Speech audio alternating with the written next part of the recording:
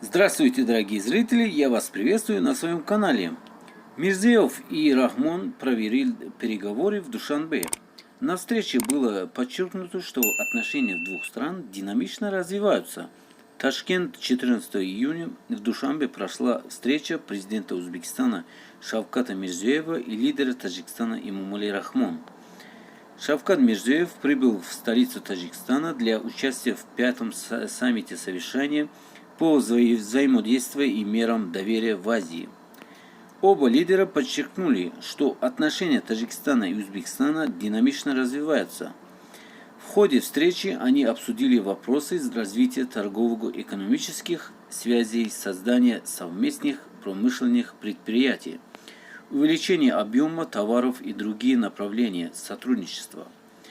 Одним из ключевых вопросов было решение проблем Афганистана.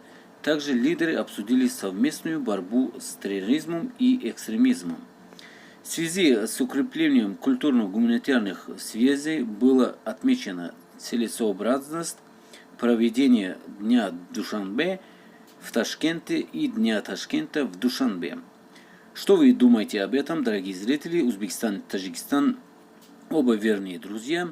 Их будущее свет в конце туннеля есть. Мы думаем, что вы думаете об этом, и пишите в комментариях.